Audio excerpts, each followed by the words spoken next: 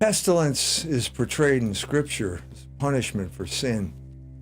When David offended God in a way that could not be avoided, God, in his mercy, gave him three choices.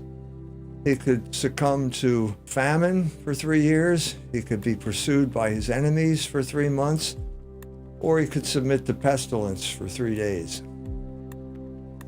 David, as we can all imagine, was in a bind here. Choosing your punishment is not the nicest thing to do in life, but he ultimately decided he'd rather fall into the hands of God than the hands of man, and so he chose pestilence.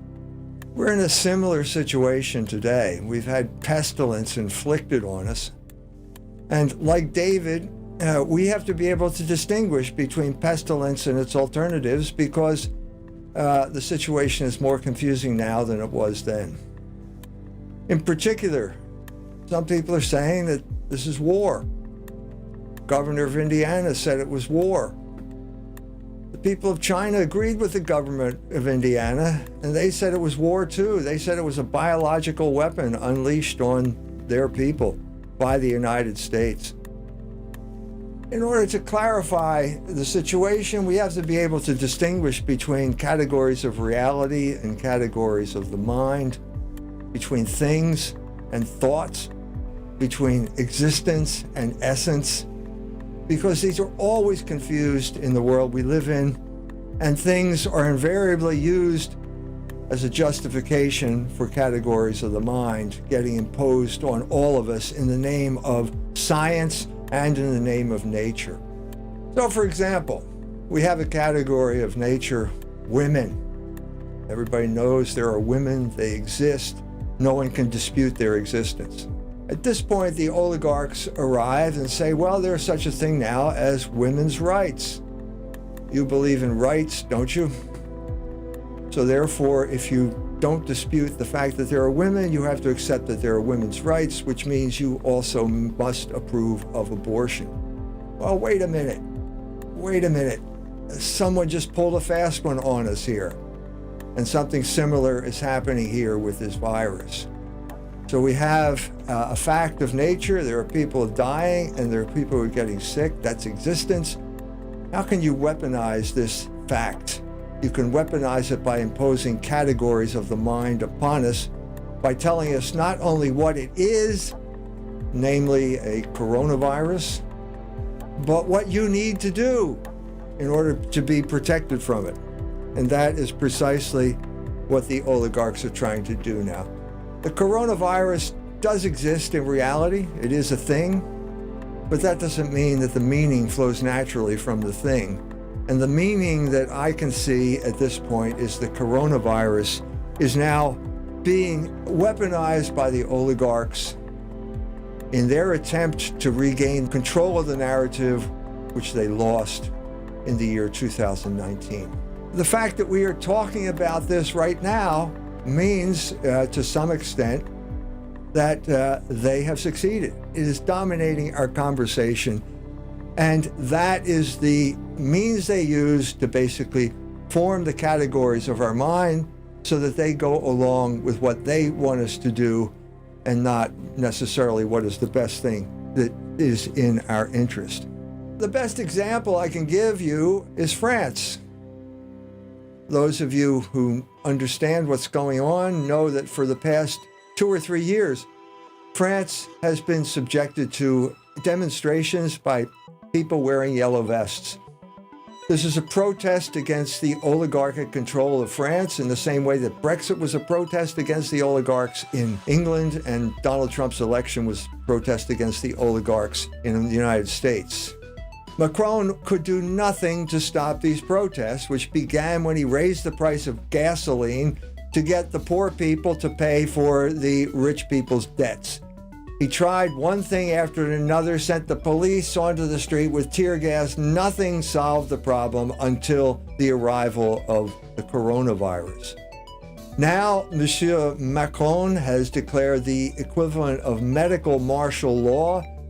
Now the Frenchman, in order to go outside, has to download a permission slip on his computer.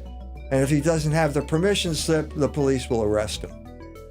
This is just one instance of one government using this crisis as a way of reasserting control over a population that no longer believed in the conventional narrative. That's an example.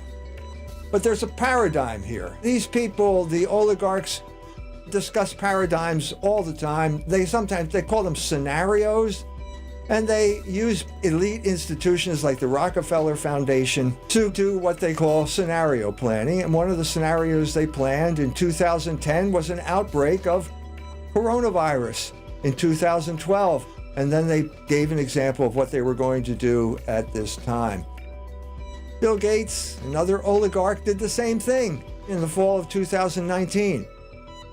This lends credence to what the Chinese are saying, that this may very well have been planned, that this may be a biological warfare attack against countries like China and Iran, and that the oligarchs knew about it in advance. More evidence that they knew about it in advance comes from our illustrious Congress, where members like Representative Burr, a Republican from North Carolina, sold all his stock before the market crash because he had insider information. These are instances of how the oligarchs use these crises for their advantage. I think the best paradigm we can come up with is one that I've used many times before, and that's the example of what happened in Ramallah in March of 2002. During this period of time, the Israeli army entered Ramallah, occupied Ramallah, and then took over the TV stations which were run by the Palestinians.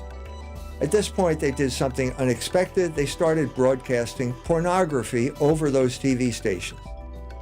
And at this point, the Palestinians were confronted with their own particular choice. If they went outside, they would be shot by Israeli snipers.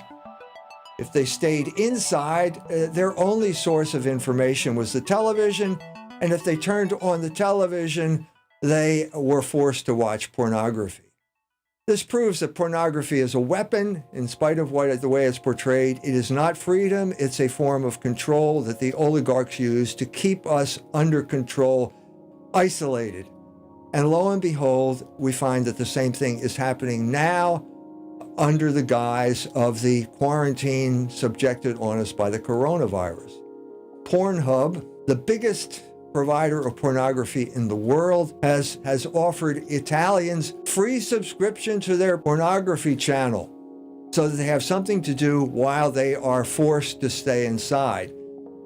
The other thing that happened during this period of time is that church services were banned. So what we have is a good indication of the brave new world that the oligarchs are preparing for us. It's just like Ramallah in 2002 with a few minor changes. The people of Italy are now confined to their stuffy little apartments. They are not allowed to go out to church services, but they can download pornography to their heart's content. This is the world that is being prepared for us. Unfortunately, the church, which should have been contributing to the categories that we're going to identify not only what this thing was, perhaps a punishment from God, but also how to respond to it by prayer. The church was completely excluded as America Magazine cheer on the oligarchs in banning religious services. The article is tendentiously called, "I Am a Scientist. Catholics Need to Ban Mass," or something along that line. You can check it out in America Magazine. This has led to the world that we live in today. The church has no input. We are being forced into concentration camps on a worldwide scale where we have access to drugs and pornography, but no access to the Mass.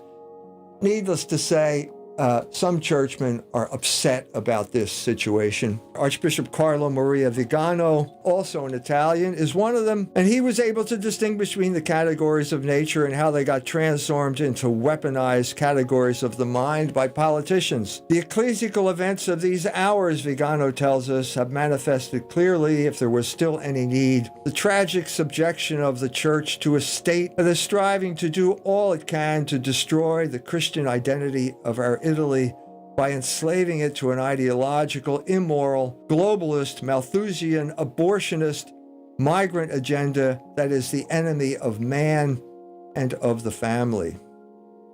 By the way, in case you didn't notice, abortion clinics have not been shut down. Churches have been shut down. Abortion clinics have not been shut down. So I think in doing it, in imposing the quarantine on us this way, the oligarchs have showed their hand. They have showed ultimately what their intentions are. As Rahm Emanuel said, how they are not going to let this crisis go to waste. What does that mean for us? Does that mean that God has abandoned his people? No, it does not. As a matter of fact, it means the exact opposite.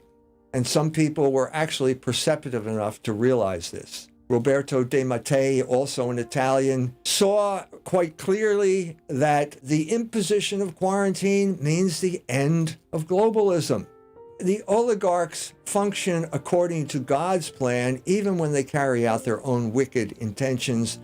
They are bringing about the very thing that they hope to avoid. And what all of these uprisings were about. The uprisings in France, in England, and the United States, as elsewhere, were uprising against globalism. And here globalism is being destroyed by the very people who are trying to put down the uprising. This means that there has never been a time in human history when God was not in control of the events of human history. God cannot do evil. But he created man with free will, and in order to enable man to have free will, he has to allow man to do evil. Because without the possibility to do evil, there can be no free will. Just because he allows man to do evil doesn't mean he abandons us all to the wills of wicked men. Because God has the power to take evil and turn it into good. God can bring good out of evil. And that is the hidden message of what is happening today, if you have the eyes to see it. If you want the eyes to see it, I recommend a book.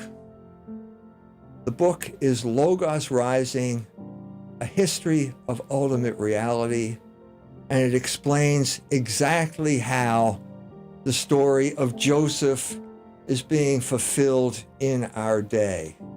Joseph said to his brothers, "The evil that you intended to do to me has been turned by God's power into good." And that is exactly what we can say to the oligarchs, because then as now, Logos is rising. My book, Logos Rising, will be available in the first week of April. You can sign up for notification at fidelitypress.org. For more information on the weaponization of the coronavirus, visit culturewars.com.